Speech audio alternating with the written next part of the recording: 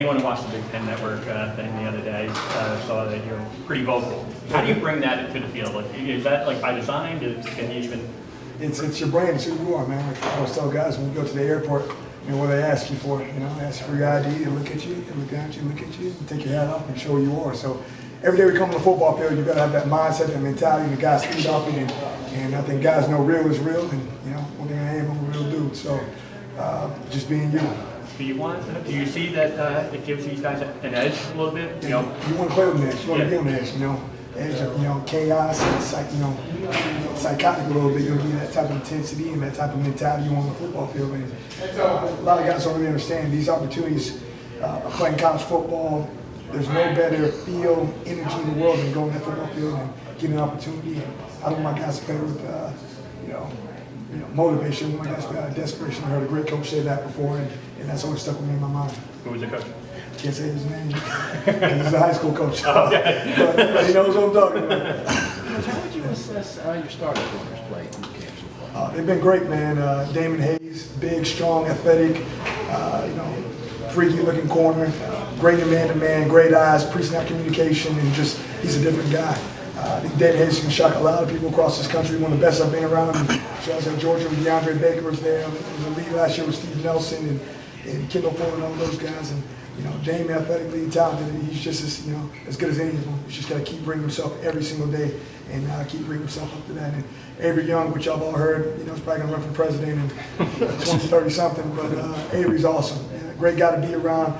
His tenacity, his energy, he's infectious, and talking about just being a playmaker around the football 24/7, punching the ball out, INTs, screaming, yelling, and I know it's more psychotic near him on the football field. But two great guys to be around, two of the best I've been around, and they can't wait to put on a show. You can I. What can that year at safety do for Damon now he's back at corner? Well, he understands the big picture. He understands the floor.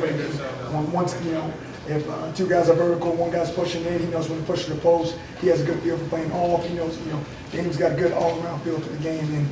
And talking about a kid who really loves the game. I mean, you get texts from at 12:30 at night, David Hayes asking, what about this route? What about this release? I mean, this guy, he's in love with the game. He's not a football player who just plays the game because he's good. I mean, he's in love with it 24/7, and he's special when it comes to that. How do you feel about the depth behind those two? Depth is good. As, Trey Avery's coming along, getting healthier and healthier. He's a dynamic athlete. He's fast, explosive as they come, and just his progression over the last couple of weeks is getting better and better. Kassan Abraham's really stepped up as well. Kess is, he's had some ups and some downs in camps, but right now he's on a great up. He's playing well at nickel and corner, and he can be a really good player. Kobe, Marco, he's done a good job. Older guy, getting better and better and better. Lonnie's done a really good job as well. Young bucks.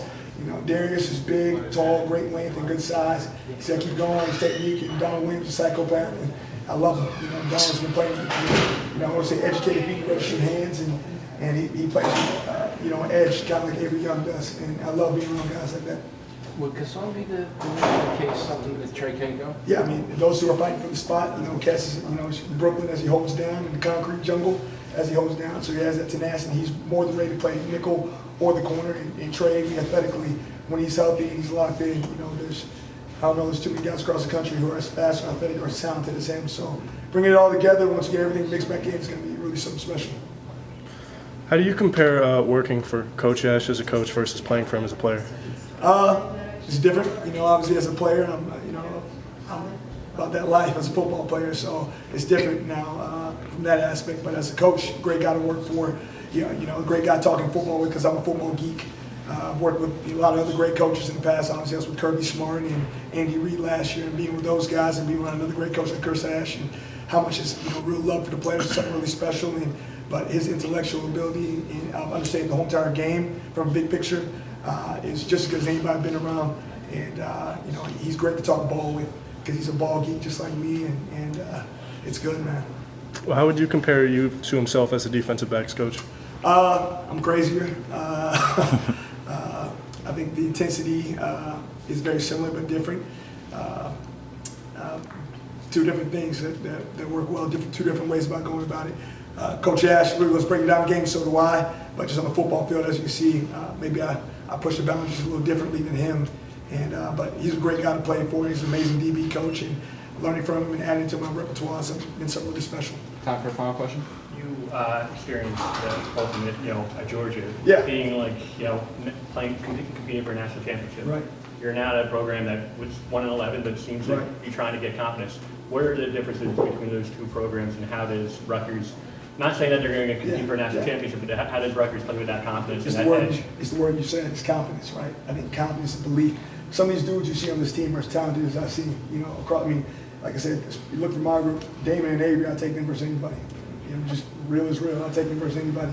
I'm confident in those two as any other cornerback in the country. I believe in them, and it's one thing when the coaches believe in the players, and the players believe in the coaches, and just having that will.